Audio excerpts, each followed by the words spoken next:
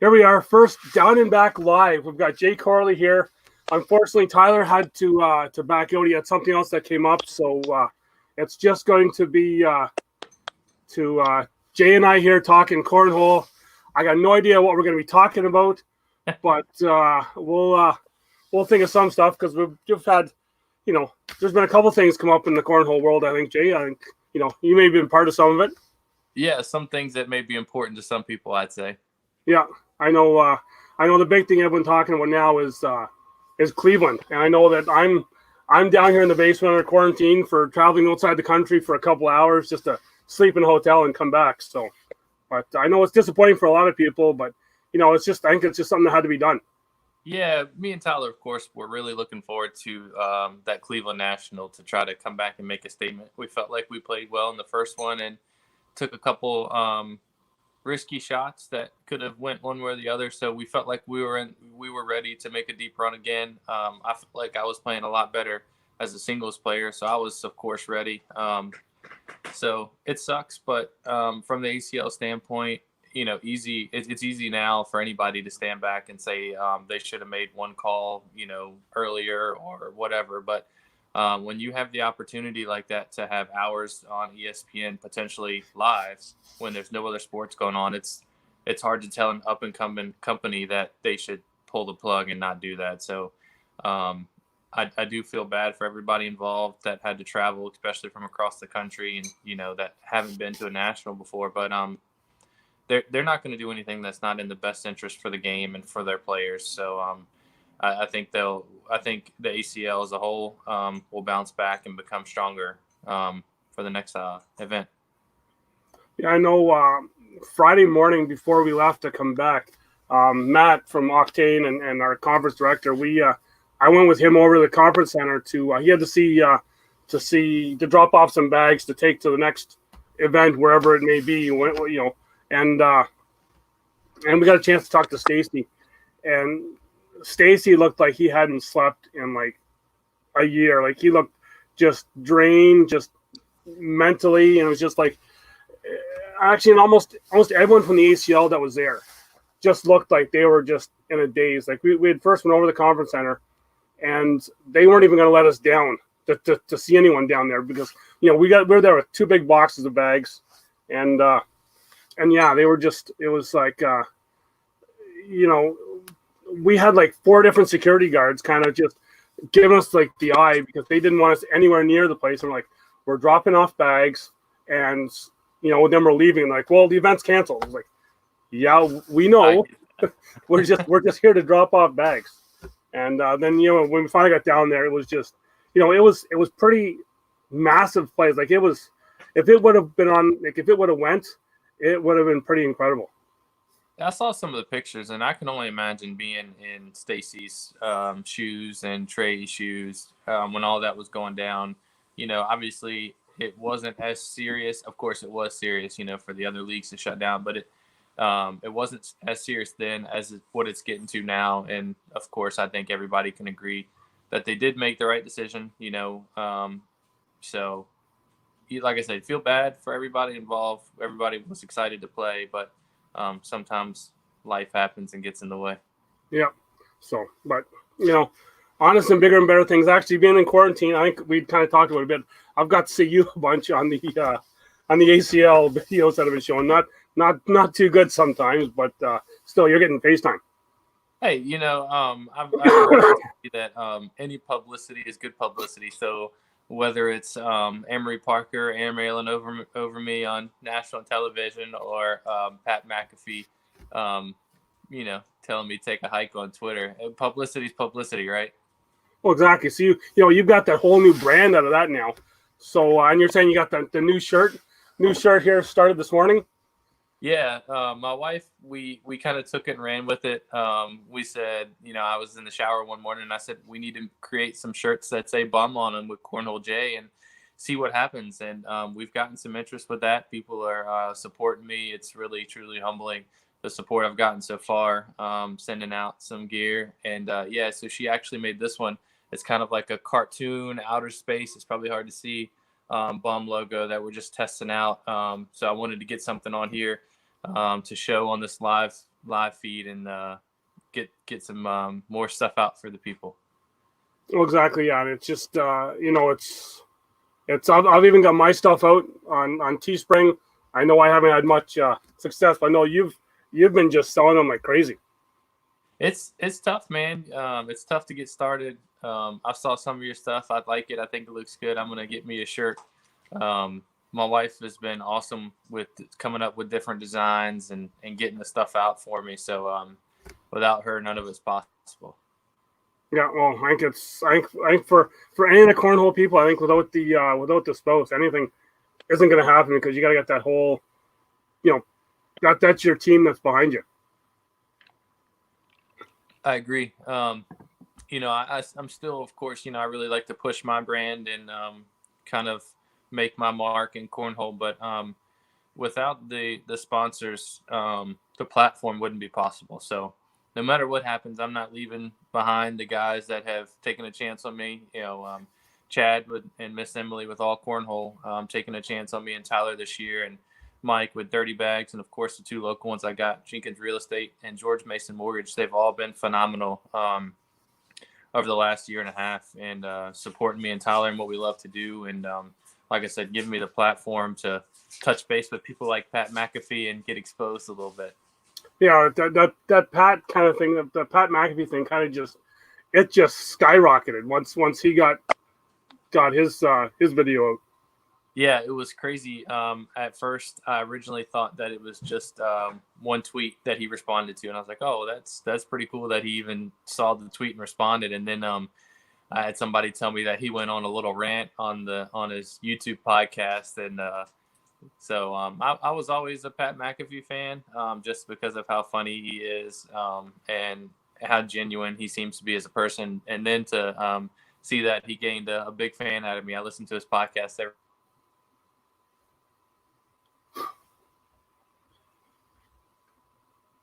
Still there? I think we may have froze up a bit here. Okay, there you are. We just kind of froze up a bit right at the end. But with his stuff, not on here. Did you lose you there? See me there? Yep. Okay, you're back. Okay, yeah. The wonders of live internet feeds. But then continue with that. It's not often that you're going to get confused with one of the greats, Jay Dotson, where everyone was like, is he talking with Jay Dotson or is he talking with Jay Corley?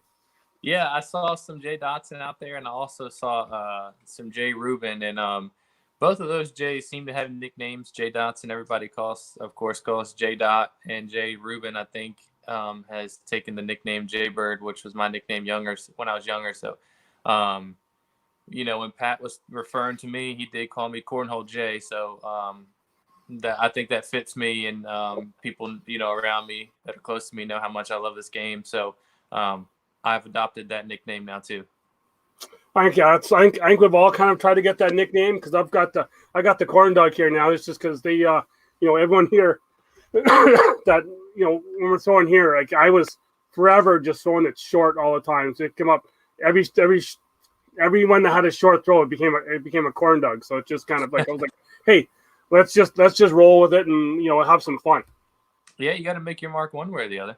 Well, exactly. Like we did a local TV thing here, and I was like, it's like some people make their name for being on TV, and some people make it for throwing 26 instead of 27 feet. So it's right. Whatever you can have fun with, but it's just getting the product out there. Like hopefully tomorrow here now we can get on ESPN again when it turns into the Ocho and get some more eyes on it that way. Yeah, that's definitely awesome. It's funny. I was thinking when you were talking about the nicknames. It's funny, people call Tyler, he's going to be mad at me for saying this, but they call him Tyler Fourth because it seems, whether it's singles or doubles, we seem to finish in fourth quite a bit, 1 or 2 games out of that big spot. So. Yeah, and that's the same. Like, it's a whole name thing because then, here we first started out with names for our teams instead of just going just by Doug and Corey being my partner I usually have. So we went with 4 in the hole right up to start. And we're notorious for ourselves is we'll put 3 in the hole at the start, and then we'll throw one off the board. So it's our 4 in the hole is really just 3 in the hole because we can't do that fourth. That last bag seems to be the hardest bag. Oh, it always is. No matter if it's like a clear board or anything, it's just it's hard to get that fourth one in. I agree.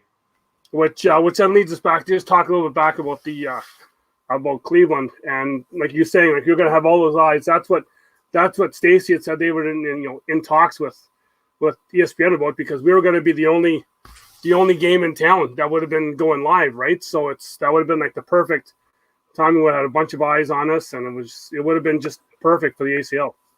Yeah, that was a huge opportunity for exposure. And I was even when they decided to pull the plug, if they would have went forward with it, I would have been the one. I would have been one of them that would have, if we had to sign a waiver or whatever it would have taken to get in the building.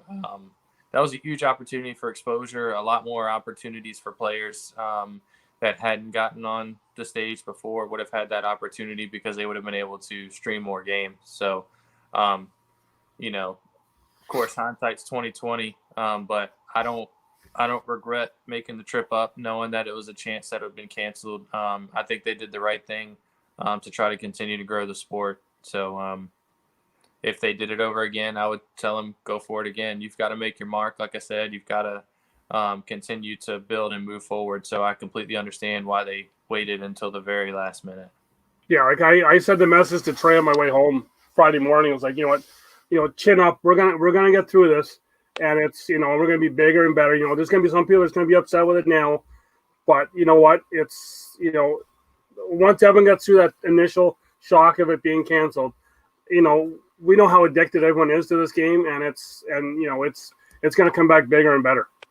Yeah, and the crazy part is I think a lot of people were only looking in the short term about how it affected them, but it's affected the cornhole world in general. I mean, other leagues have put their league on hold as far as their regional tournaments, their points earning tournaments and stuff. So nobody knows how serious the virus is now, even with the research they have, because it's getting worse by the day. So back then, a couple weeks ago when it happened, the ACL truly was stuck between a rock and a hard place. But with guys like Dave Weiser and Todd and Trey and Stacy and that whole team, Stacy's got a great team. So, like you said, they'll bounce back, and next year this will be in the rear view.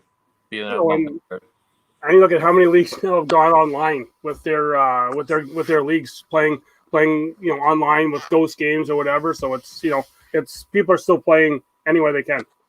Yeah, you know what? The ghost game to me honestly feels harder than playing a singles game with somebody standing right beside you. It's really weird. Yeah, because you got that. It's that unknown because you're playing someone else who's doing their own thing, and you got no idea how they're doing. So you're just trying to keep yourself going, and it's that real mental thing. Because if you get in that hole, you don't have that chance to see a lucky break that someone else has missed the board. You're just seeing that you've missed the board, and you got to try and get that other one in. Right. Yeah, that happened to me. I entered my first ghost tournament in Caleb Avery's online tournament, and the first two frames were terrible. And when that happens in a game like that, you don't have the luxury of being able to, block or do anything different. That other person, if they're on a roll, just throwing bags in the hole, you're in trouble. So I did end up going on a run where I threw like 9 or 10 or better each frame for the last 12 frames or so. But I fell behind so far, I'm down in the losers bracket. But when you have a chance like that to play on the live feeds, it only makes you better and prepares you more for those stage games and being able to control the nerves and, hunker down and throw bags in the hole when you got, people watching. So as I say, we do have a couple of viewers here. So if anyone's got any comments, questions, just feel free to throw them in there, because we're here for forever time. If anyone wants to ask anything, we're here for some fun. And so like you said, Tyler isn't here. So what's the stories you can say about Tyler that or games that you guys have had, memorable games that you guys have had that you can share here? So I'm going to get my computer real quick. I'm going to grab my computer so that I can turn the live feed on and see if I can see some of the questions while we're talking here. Sure, okay. But while we're doing that, so a couple years ago, Tyler lives in North Carolina, about 2 hours from me. Jamie Graham's about 5 hours, and then Trevor Brooks is probably about 8. And there was a big blind draw tournament in Virginia Beach, and they were all coming up to play Friday night at Rocky's Rock Center. I'm sure you've heard of that before, where you can set up 2 boards. Yep. And so they all came up, and we played in the blind draw, and everybody was going back to Jordan Camba's house and stay the night and play poker and then go play in the blind draw. Thanks, babe. So we played in the blind draw, and we were heading back to Jordan's house, and I was riding with Jordan, and Tyler was driving Jamie and Trevor to Jordan's house. And we got into the neighborhood, and Jordan goes, "Watch this." And all of a sudden, he's like flying down through the neighborhood, taking quick turns and going in circles and trying to get Tyler lost. And Tyler finally catches up, and we get there, and Tyler goes, "Damn, I feel like I just played Grand Theft Auto 3 in real life." So that was one of the funniest times I think we've had together. We've had some long road trips. We've gone down to Alabama together, chasing a Team of the Year World Championship. So in the couple of years together that we've known each other, we became really close and had some fun times together for sure. Now, I just see you got one question. I know it's from my cousin that's here watching, and he was asking where you're from, but you're from Mechanicsville, Virginia, I believe, right? Yeah, that's right. Mechanicsville, 15 minutes outside of Richmond, capital of Virginia. So like Ben, like I've said, Jay's the spot that we're going to stop halfway when we're on our way to Charlotte, and we can throw some bags for when we on our way down there. Yeah, of course. You're always welcome. We have blind draws, it seems like, every night of the week here. And some people was actually talking to Josh Gross last night, Powerhouse out of Texas. And we were just talking about the ghost games and playing live and how Cornhole is not really a game anymore when you're married with kids and you're going to these events. It's more of a business trip. And he said that, this is one of the best places to play in the country, and I can't disagree with him. So when you come, you'll get several pros and a lot of local players that could be pros if they wanted to. So it's a lot of good competition here. Yeah, and you talking about that there with when you get the wife and the kids and everything. We've kind of had that locally here, where there's some of us here that have got the families that we don't have the chance to play all the time. Where we've got a couple of single guys here that play locally, and they're playing all the time. Like, they're playing 3 hours a day. And they're like, why aren't you guys getting better? And it's like, I got to go do other stuff first before I can even think about playing cornhole. Right. Yeah, I'm lucky if I get to play more than twice a week. When I first started playing, me and my wife were just dating back then, and she would go with me every night of the week, it seems like, and then travel with me on the weekends. And I was playing all the time. And now if I get out in the yard and I can practice one night a week and then a couple blind draws, I feel like I've gotten better. So it's definitely a challenge. And if there's anybody that's looking forward to this to be a full-time career for the players to be able to travel during the week to blind draws in different places and market themselves, and then, be able to practice full-time and play full-time, I'm that guy. Yeah, it's just, it's like, like you say, you had your wife to go with you. Man, that's a hook and drag for me trying to get my wife, and she'll agree with me. She can watch us. She'll agree with me. She'll come to tournaments and she's like, "Okay, are you done yet?" And it's like, "Okay, we haven't played the first game yet, so it's just we're just warming up. Settle down. We're ready to go." But I got my 10-year-old. I had him. He's actually just turned 10. So that was kind of like the bittersweet. Back to Cleveland for a second. That was the bittersweet thing about Cleveland, was that his birthday was on Friday. So I was like, for me being down there, I was like, yeah, I want to be down there, but then I want to be home for his birthday. So I kind of was we got back home about 7:00. So I was able to spend a bit of time with him before I had to head down to the basement here to be under quarantine for those 2 weeks. But it's just, he's now wanting to play, and we had a little tournament for his hockey team this year. So now they all played, and all the parents are still joking with me about cornhole, but all the kids are like, we want to play again. We want bring the boards, any tournament, hockey tournaments, just, they all want to play. So it's kind of, it's, I don't want to say you want to get them hooked and addicted early, but that's kind of it's the only way we're going to grow. Yeah, that's awesome.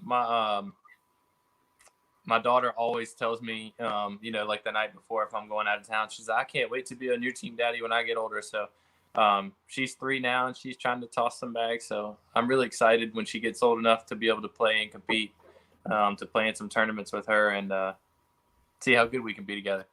Yeah, like I actually it was 2 years ago. 2 years ago this summer here, we there was a tournament locally. It was just a fun kind of there was a corn fest in a local tournament. Sorry, in a local town just not far from here. So they asked us to set up a tournament. So we went. We did a tournament for them, and my regular partner was away, so I didn't have a partner. And so I was like, you know what? I really don't care about this tournament. There's no points on the line. It's for fun. So it's like, you know what? Yeah, buddy, come along. So you're going to be my partner for this tournament. And it worked out pretty good. I ended up going on the radio to help sponsor this thing, to get some info out. And then, sure, lo and behold, my son and I have to play against the radio host that I did with the show with like the week earlier. So, we've had some little bit of banter back and forth about that. So we're now going to be doing another tournament for cystic fibrosis that he does. And it's kind of worked out really good, but it's just getting them playing, having fun. He doesn't care if he hits the board. At that point, I didn't care if I hit the board. It was just having fun, that connection. That's awesome. We've got a younger guy. He may be a teenager, maybe to 11, 12, 13, something like that, that plays in our local blind draws. And a few weeks ago, his dad plays with us, and he'd asked me for some pointers and things for his son. And I try to help grow the game whatever possible.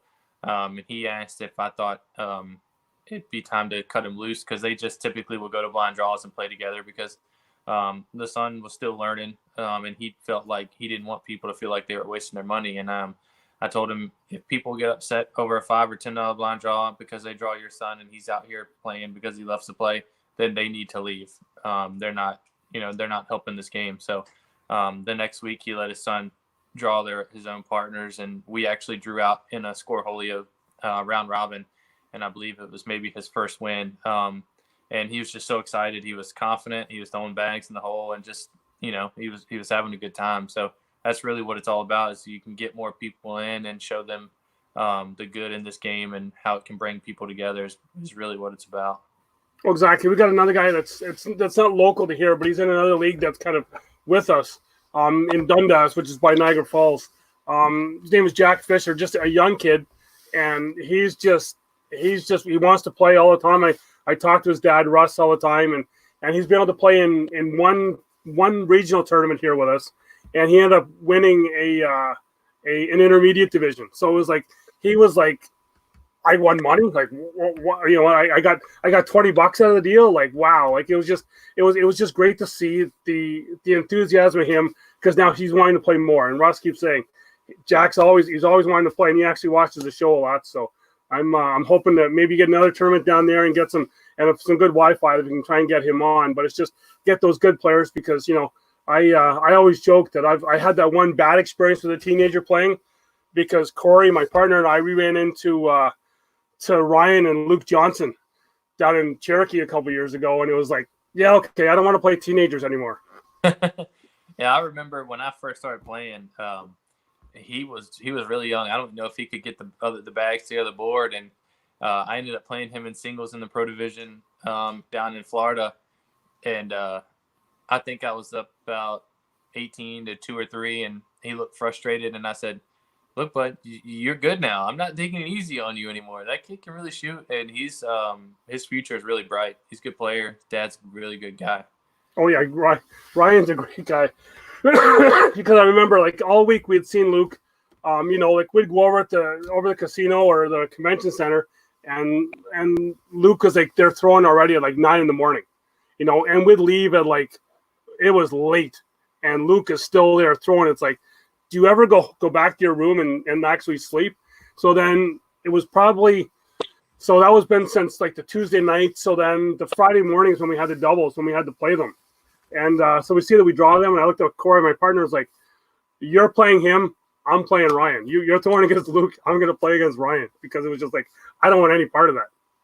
Yeah, the young kids seem to have all the endurance and all the stamina at these big events. The ones that get 3 or 4 hours of sleep and they're right back at it the next morning.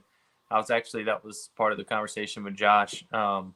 Josh is as dedicated, I've found out, as anybody into getting better and trying to be the best. And we were talking about, now it being a business trip, it's not about going and getting 3 or 4 hours of sleep and going to the casino and staying up all night. It's, you go play, you go back to your room, you get your rest, 8 hours of sleep, and You know, I didn't do as good at that as I'd liked in Florida, so I was really gonna try to stick to that plan in Cleveland. So I guess I'm gonna have to push that back to potentially Philadelphia and see how that works out for me. Yeah, I'm hoping to see maybe I might be able to sneak away for Philadelphia. I'm not sure yet. I know I had to trade Cleveland in for a couple other NASCAR trips. It was like that whole family thing again, right? It's like I want to go here and here, but the family says, well, we're also going here, so you got to pick one of those things. But yeah, so I might try and see if I can get Philadelphia in because I've just gotten word from work. I'm not happy about it.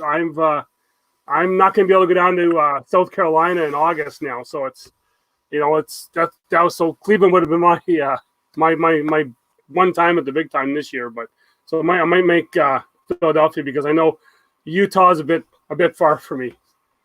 Yeah. So two things. I don't want to get sidetracked. The first thing is anytime I hear somebody say not happy about it, the only thing I can think of is when Pat was talking about me and the guy called in and said, "Hey, how you doing?" And after his rant, he's like, "I'm not doing well. I'm not happy about it." So, yeah. That's always funny. And the other thing is, I was talking to some people recently with the way the coronavirus is headed, and it seems like it's not slowing down anytime soon. I wonder if there's concerns with the rest of the season. Do you think the league decides to suspend the season at some point? I wonder how that's going to affect the championships, because if we can't get Philadelphia and then there's only one national, it's kind of hard to rank anything and go to a world championship with only one tournament under our belt. I don't want to see it happen, but it seems like Utah is all going to be canceled with the ban not even potentially being lifted until like a week before on the traveling or the big events. So that's two of them gone right there. Well, I know for us up here, we don't have that chance at that big event because we're now actually I kind of got scolded a bit. I was always calling it like from what before it was the WCO, but we're now that's now gone. We're now ACL Canada up here, so and we don't really have those big nationals up here. We have a couple conference tournaments, but actually we'll have three like Canada conference tournaments because that's we're one huge conference, but just we're all kind of together. But Cleveland would have been our one time to get into a national, just to kind of see what we're up against with some of the other names in the sport, right? So we'll be going down. Well, the guys that will be going down to South Carolina will be just kind of going in blind, I guess, for us. But we're and then that's the thing that a little bit more frustrates me is that we've always gone down with 5 and then 4 people down for the World Cup, for that conference cup there, and we were going to probably have about like I'm going to say about 14 to 16 people being able to make it down this year because everyone's more into it this year. It's more on the go. So we're going to see just kind of where that goes because we got that moratorium now or whatever you want to call it up until April 15th on any point events. Yeah, it really is a shame because the ACL was getting ready to explode. But with that said, I don't think this is completely out of the league's control. So if nothing else, I think this gives Trey and Stacy and the group a chance to continue thinking about things that can make next year even bigger and better and a better way to bounce back. So it's a shame, but hopefully it'll give you a chance to keep growing the game up there and get a bigger following of people that want to travel, and then beginning of next year, y'all can have double that crowd come down. Well, exactly. We're starting to branch out. A couple other provinces now are wanting to come on. We've got one other one in Newfoundland, one of the farthest ones away from us right now, but they're going, and we've actually got a kind of a league ghost tournament going on today where everyone's actually it's actually a nice day out here. So because of the social distancing, everyone's playing outside. So the thing was, you're going to have this little league tournament, ghost cornhole, everyone plays outside. So there's Sean from Newfoundland that wants to play. And but he's like, I can't play outside because Newfoundland here, who's already been just overwhelmed with snow, he's like, I've still got 5 feet of snow in the yard. Right. So he's like, I can't even he tried to shovel it a little section, and it's like, okay, you can play inside. Everybody else has to play outside just because he's just got so much snow. Tell him to dig a tunnel, and then he could play in his little snow bank tunnel. Oh, I'll see if I can pull up the picture here and kind of show you as best I can of their snow. I don't know how good you can see this picture here, but Good. like there's like someone in the snow. That's crazy. That's like around them. So it's like, yeah, you can play inside. Yeah, I think that'd be fine. Yeah. So it's so then then kind of, we got a question. Do you prefer to play inside or outside? I love summer tournaments. I love playing outside, the backyard tournaments. But if we're playing high stakes league or big time cash tournaments, of course, prefer inside where it's flat and the conditions, are the same. You don't have to worry about wind gusts and things like that. But I started playing outside, so I'm never going to get away from going to the backyard tournaments over the summer. Those are awesome. I'm really looking forward to the outdoor tournament in California at Spencer McKenzie's this year too. It's my first time going out for that. Yeah, that's the one I'd like to go out for, but that's again that for me, just being a lower tier guy, that's a little far for me to go right now. But it is a bucket list kind of thing, just to go just to watch it. It's just because even just watching like you guys as the pros, and that's what we're telling other people. It's just you got this downtime, just watch as much cornhole as you can because that's what's going to make you better. Just seeing other people throw and kind of emulating them, as if you will, and then kind of morph that into the way that you play. Yeah, I agree. Like I said, I've jumped into these ghost tournaments now too, just as a way to practice and continue playing on the live feed. Everybody gets nervous or has some kind of nerves or adrenaline rush when they're playing live. So one thing I'm trying to really work on is making sure that I can control that and perform at my best when I'm under the lights. So it's you study guys, a lot of guys like Ryan Windsor and Jamie Graham, the guys that continuously get on to the stage and play well in big situations. So everybody's, trying to work and get better. And this is a good time to do it. A lot of downtime. You can work on your throw and different shots and things like that. So make good use of the downtime for sure. So now I see another question from Ben. I think he's the only one that's asking questions, making comments, but he's asking where in California, because he goes to NAMM for his music conferences, and he likes to show me all the big music people that he gets to meet while he's there. So for me going to California, it'd be meeting all the big cornhole pros, which he's like, okay, who's that? But I forget where Spencer's is. It's in Ventura, California. It's Spencer McKenzie's is a local restaurant there, and they put on a huge 3-day block party, and they added the cornhole tournament years ago to it. So I think we fly into Los Angeles and then drive down to Ventura for the tournament. So like I said, I've never been, but I'm really excited to go out and check out California. Still trying to encourage my wife to take the trip out with me. She doesn't like to fly, more or less, especially across the country, but I think it'd be a fun trip together. Oh, exactly. And hopefully, hopefully they'll have that other, I believe last year, then they had the other big cancer tournament there, the ACL, with that big fundraiser there. Yeah, they did they did that out. That was actually in Los Angeles, I think, where they took 8 ACO pros and some celebrities out there and did that. I haven't heard any word on what they're going to do this year with Stand Up to Cancer. But just a little sneak peek into kind of what some things that I've got coming along. I think me and my wife are going to do something with breast cancer and the bum shirts and try to, donate a portion of the proceeds to breast cancer. So everybody be on the lookout for that soon. Yeah, Ben says he knows exactly where it's at, and it's like, okay, Ben, you got to make a call. You can get the permission for me to go, because you may have an easier time to convince my wife and to let me go, and than I would.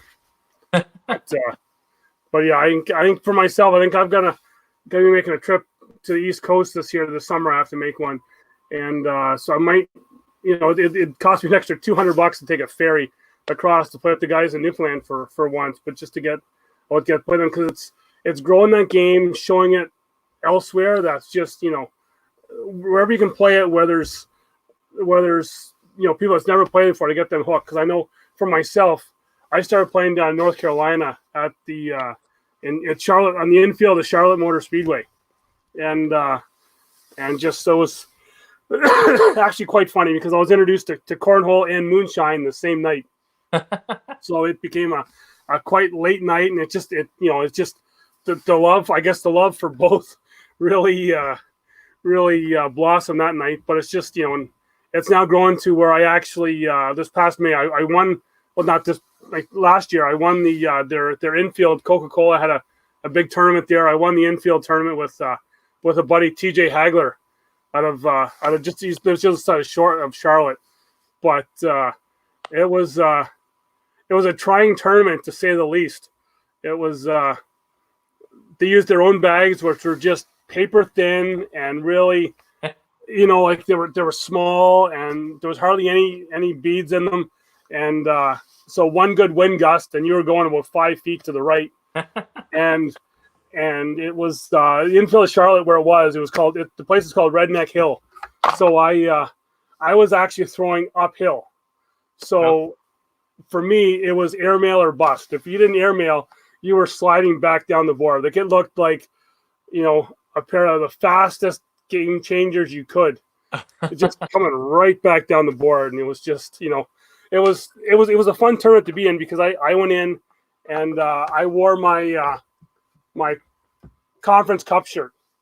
So everyone's like, "Oh, you can't be playing it. You can't be playing it." I was like, "Fine, you can see this ACL conference cup shirt, but go and check where I am on the list, and you have to go like 8 pages down to see where I am. I'm not a big pro." But then, of course, we end up winning it. But it was a fun thing. And then there you meet some more people, new people to play, and it's just, that's for me. That's the big thing, is meeting new people and just having fun. Yeah, Charlotte is a huge hub of cornhole too. They've got a huge following and a lot of good players down there. And it was funny you spoke about making it over to the East Coast. Jason McCannon just sent me an invite to a tournament in June. I think it's June 6th. That the place that they play in down that way in Charlotte, close to Charlotte, is hosting a $30,000 3-day tournament, a blind draw crew cup, singles and doubles, $100 a person this summer. And that's the biggest one I know of on the East Coast. So if you were going to make a trip, that'd be one to make it for. Yeah, I mean, I may try and get that in because Ben and I here, we're usually down there at the Memorial Day weekend. We're not able. That was my sacrifice. I had to take that out this year to be able to go to Cleveland. So it's like, oh, there goes that. So it's so I just got to see just kind of what's going on. But yeah, because that's that thing with, you talk about family again, right? I got my son that plays. He plays hockey all summer long as well. So I organized a team for the summer for him, and I got a bit a bit of trouble last year organizing a tournament that was a Memorial Day Classic here for teams coming up from the States. And I was like, okay, here's the tournament we're going to. I'm going to the race down in Charlotte that weekend. So there's other people looking after it. And, my wife, did a great job looking after it, but it was like, again, you gotta pick that, you gotta pick your battles. And that wasn't the right one for me. Yeah, that's the hardest part. People ask me all the time if I play cornhole full time or if I'm still working, and it's so hard, to work 8.5 hours a day, and then come home and try to fit some practice time in, but still, with 2 little girls and some quality time with my wife, it's quite the balance. So I'm really looking forward to some sponsors jumping in that can, support me so that I can pursue this full time and be able to promote the sport, during most people's 9 to 5. I think it would really help the sport in the long run for sure. Well, and it's like, I've been trying to push for more subscribers. I know you've got your YouTube channel that you need subscribers. You get that 1,000 subscribers, that magic 1,000 subscribers. I get it. We get the watch time that we don't have to worry about it because we can get paid doing this here, and which will be even better for just talking and cornhole and getting paid. Yeah, I agree. Social media is a huge platform now to operate on, and Facebook, I think, I've done pretty good in the growth there. I'm just under 3,000 likes on my player page, so now I'm really trying to push Instagram. I'm up close to 1,000 followers on Instagram, and my goal by the end of the season is to get to 5,000. So if you don't already follow me, give me a follow on IG at Jay Corley. And then, like you said, YouTube is awesome. It's an awesome platform to be on. And I'm really excited to keep growing and keep helping you grow as well as we grow together. Well, exactly, because I know we've had a couple of fun back and forths on Twitter, because we got I know we call I talk to him as well too.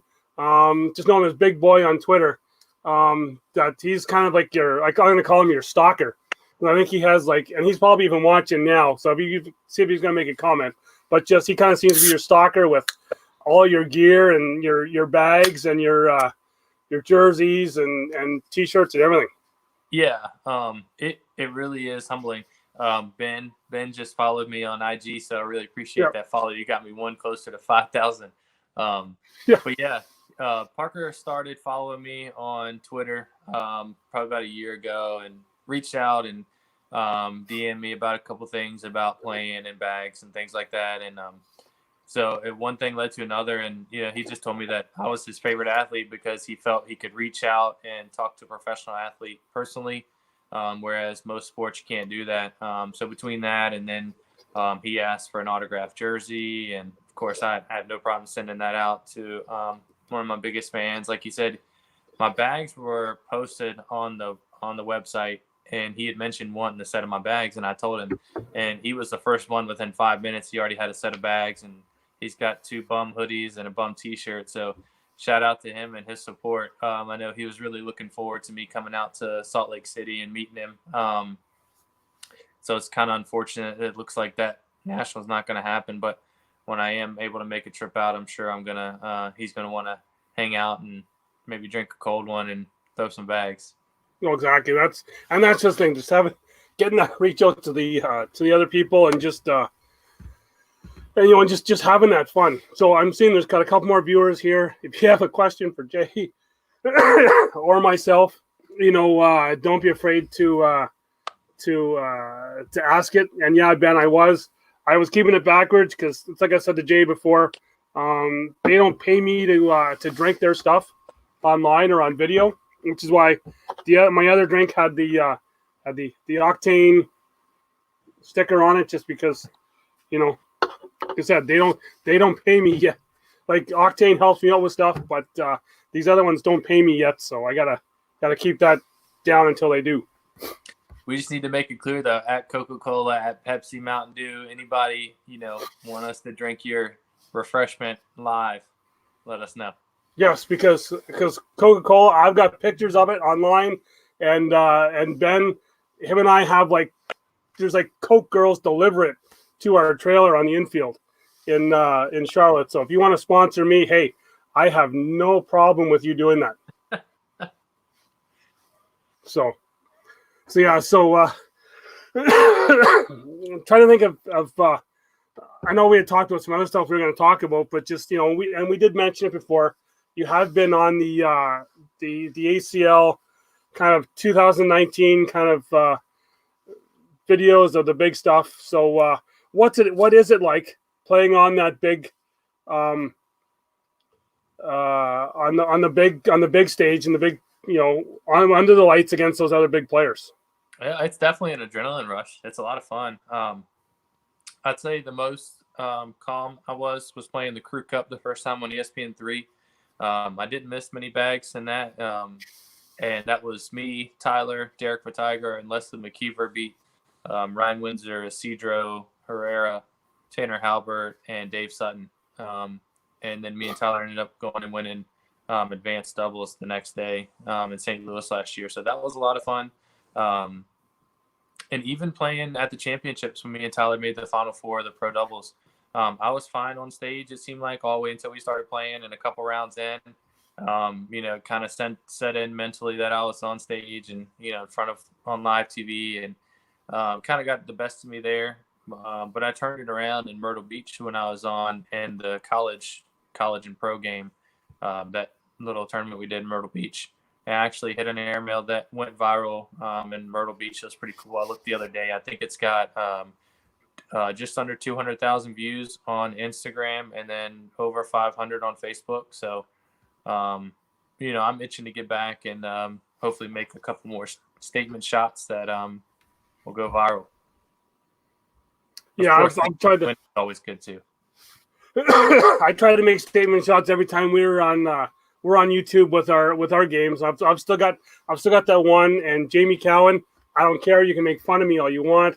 Back like 4 years ago, I think I'm gonna go off screen for a second.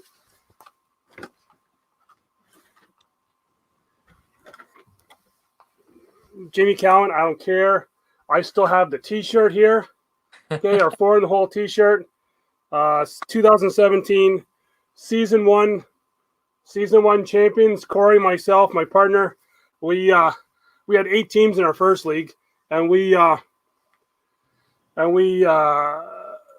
in as like a March Madness bracket kind of thing. So we went in as myself, Corey, and I. We went in as team 1. We lost to team 8 like the first game. Like that team hadn't won a game all year, and we lost first game in a double elimination. We had to come all the way back, and we ended up beating them in the final. It's on YouTube. I watch it. I try to show Jamie all the time, but I see here, KW Cornhole's watching, and I do have the KW Cornhole koozie. Just had a first remote tournament, and looks like Scott Sullivan. There's a shocker for the guys here. He's actually really good. He actually played against. He was one of the guys that played Cody Henderson, Adam Hisner, in the world. Hopefully that's going to be on the Ocho tomorrow. So he looks like he finished first. Mark Larcher finished second, and Russ Fisher out of Dundas. So it's Jack Fisher's father that we had talked about before. Okay, cool. He finished third, so that's kind of breaking news. But I'm also seeing that Matt is also asking any updates. So we talked about earlier. Is there any more updates from about your game against Pat? I haven't heard anything from Pat anymore. I know he said 6 months, and then of course the virus. So it should be like 3 months for him because he's now not doing anything, so he should be able to practice all the time. He should be able to cut that down. That little compound, up there outside of his studio, so he should be practicing every single day. He's got that indoor place to play. But there's some professional athletes that are from the Richmond area, just outside of the Richmond area, who also should be having downtime. So if I don't hear from Pat, I'm going to try to reach out and see if I can get somebody involved and do something fun. But I do want Pat's electric. He brings a lot to the table, both in the sport and just the way he kind of carries himself. So I think if we were mic'd up, we'd have a good banner back and forth between each other in our game. So that'd be a lot of fun. For sure. It's I think that's just some of that is what's going to grow our game, and just making it fun, showing everyone that we do have fun when we play. Because I'm talking with Ben here before. I was like, I was hoping it was going to have some more pros here because I know you guys like to chirp. I know my first real big pro game watching live was it was a Crew Cup game where I sat like front row. I believe it was. I want to say it was Jay Dotson and his partner. I just forget his name now. Shorty, Sean Short.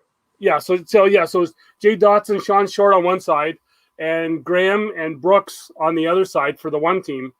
The other team was Baldwin, Canberra. I want to say Windsor and Henderson is what I want to say. I'm not quite sure, but just watching those 8 guys play. And it was already like 10 o'clock at night, so they were well into the performance-enhancing beverages by that time.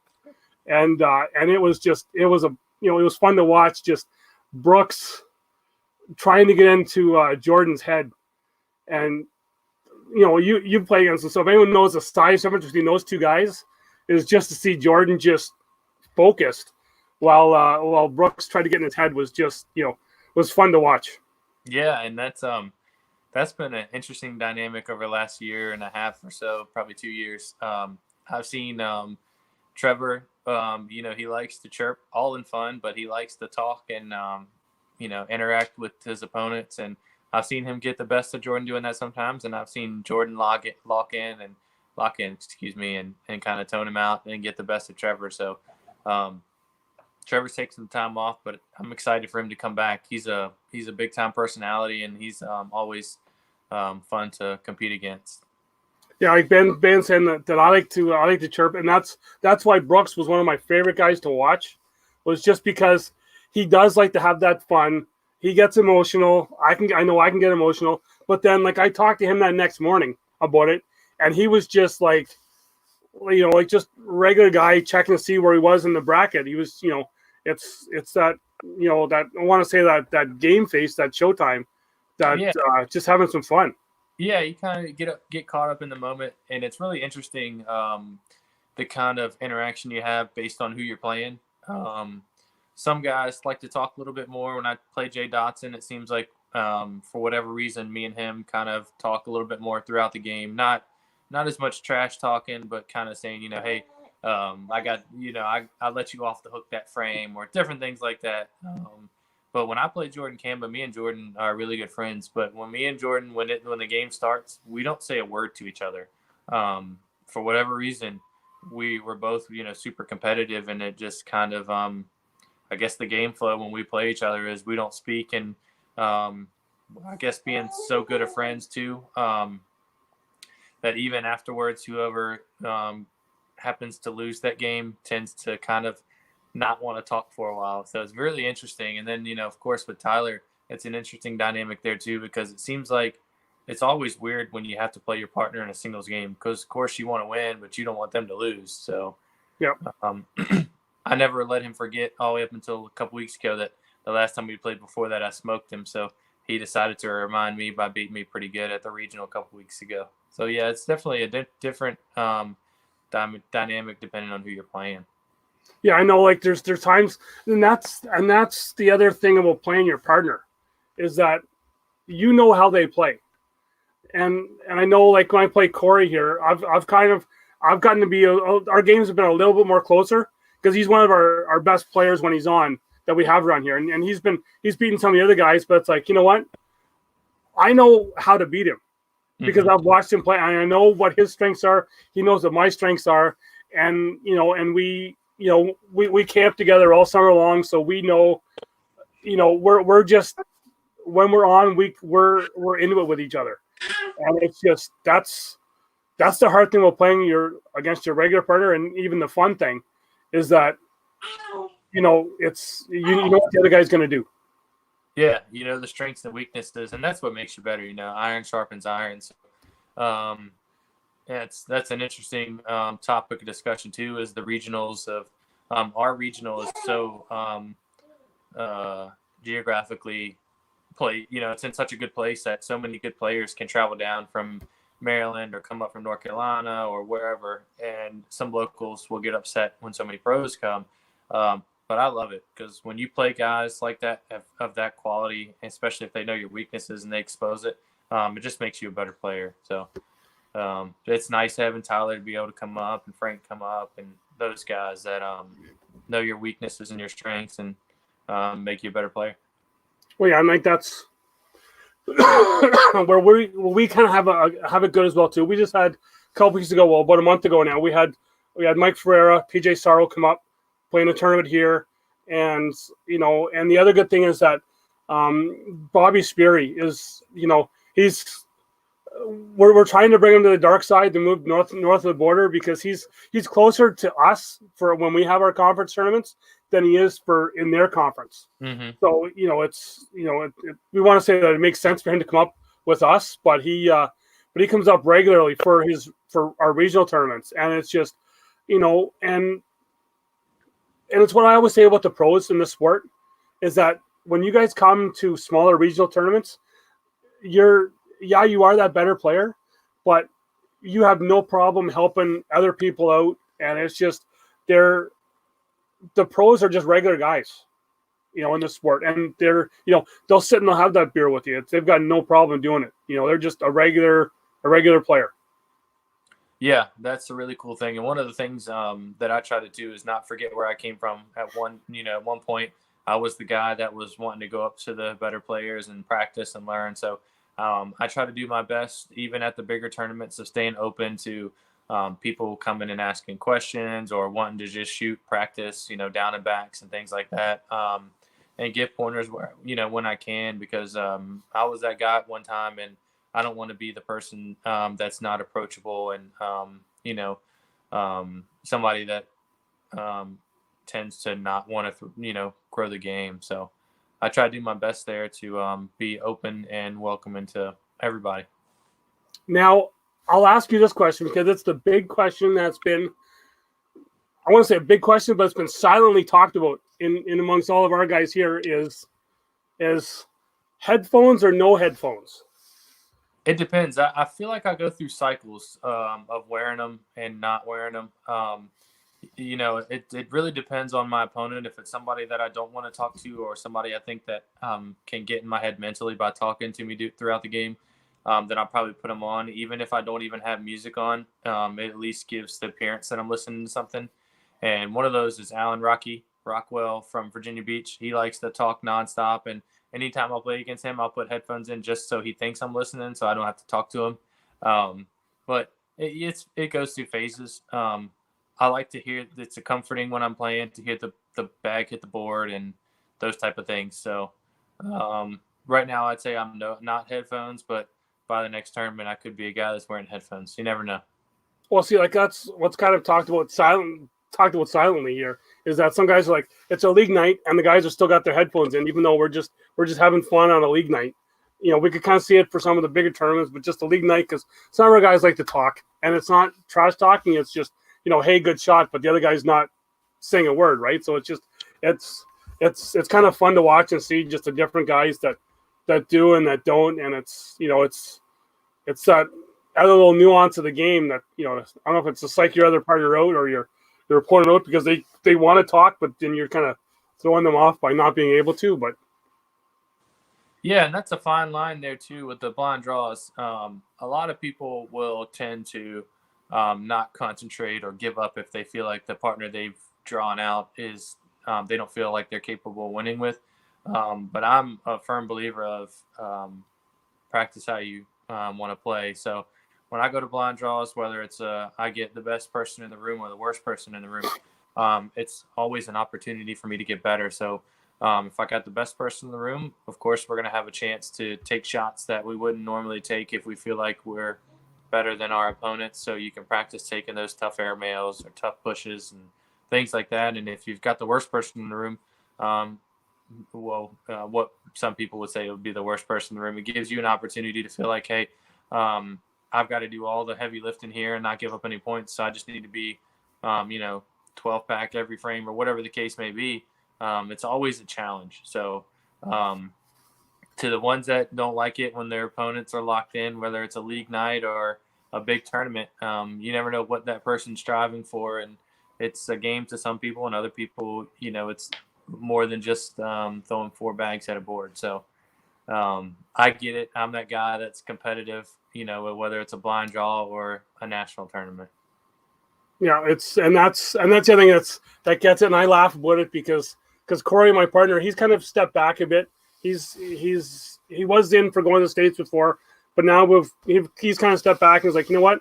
I don't need to play all these big things. And the big thing now is he just plays for fun, right? And he goes, I'm just here for fun, but he's now coming and starting to get back on track because you get that in the winter, you get the job, you get everything else more on the go, but now he's starting to really pick it up, and he's like, I'm just here for fun, but he's winning every week, or he's in the top 3 every week, right? And everyone else is like trying to get that competitive thing, like I need to be there. He's like, I'm just throwing the bag. I'm just here for fun. Yeah. Well, no matter how competitive you are or you plan to be with the sport, whenever you're not having fun, you should probably quit anyway. So I am competitive, but I do try my best to still be a good sport and have fun and make some fun out of it. Especially at the local stuff. When you get to the bigger stuff, it's kind of understood that it's more of a business trip. But yeah, I try to do my best to still have fun at the local blind draws and stay in the game, but also communicate with my opponents. Yeah. So I'm looking. We're up on the hour here. Is there any other watchers here that have any questions for Jay before we maybe maybe head out here. I know I wasn't sure we were going to get to the hour mark or just kind of how long we were going to go, but the hour is just actually kind of blowing right by. It's been kind of fun. Yeah, I've enjoyed it. Everybody knows Tyler now as Tyler Fortress, and know that he had a real life Grand Theft Auto experience going through Jordan Campbell's neighborhood. So learned a little bit about him without him being able to expose me any. So that's always good. So I'll see. I've already talked to him. I think he's going to be the guy in the show this week. So I will maybe bring that up to him. Just ask him, has he ever played any video games live? And just see if he's been a part of any, just to see what he'll say. So, but it's been fun. I think this is maybe a regular thing I might start doing here, and I'll be glad to have you on again because it's great talking to you, and because it's like I've said, all the pros are actually great guys just to talk to. Yeah, of course, I appreciate you having me on. I love coming on and sitting down and talking with you, talking about some cornhole and some other things going on. So, of course, I'll be back on anytime. And catch you on your YouTube channel, on Facebook, Twitter, and Instagram. Yep, that's right. YouTube at Jay Corley, Twitter and Instagram at Jay Corley, and then and Facebook is Jay Corley Cornhole Pro. Okay, and I'll be adding all those there to the description of the video here, right down the bottom underneath. Remember to hit that subscribe button where it's on this side, down over there. There, I got it that time. That little red button, and hit that like button, and then also go over to Jay's page, hit that subscribe, hit that like, because the more you like it, the more you subscribe, we're going to put more stuff out, and just have some fun. That's right. I appreciate you having me on. Like you said, subscribe, give us a thumbs up. If you haven't already, get you a bum t-shirt, and don't forget get some of Doug's gear too. Yeah, exactly. Yeah, down below, right down there. I know how to get straight below. There's the link for the Teespring website to get some of my stuff. I know I've kind of put your stalker onto some of my stuff to do it. And thanks for Ben for helping moderate this thing today for first time in the unknown. If you're into music, check out Ben's site. If you're into any guitar stuff, he's always got people on talking anything guitar, any gear, anything. I know he goes from the metal type on his show, and I think last week, Ben, I think he had one of Ricky Martin's guitarists on. So he goes right through the gamut. So I try to do the gamut here with Cornhole. He does it with the music. So I was already on his show once. It was fun. It was more talking family stuff, but yeah, Cornhole guy talking music. All I can do is play the radio. It's the only thing I can play. So and his Cornhole game is about the same way coming back. Thanks, Ben. We appreciate it. Exactly. So we're gonna head out here. We're on the hour, so we're gonna cut this off. You'll be able to check it out later on. You'll be able to check it out on Jay's page. I know as well too. We'll put it over there. So thanks again for doing this, and it's been fun. Thanks for having me. I'll talk to you soon. Okay.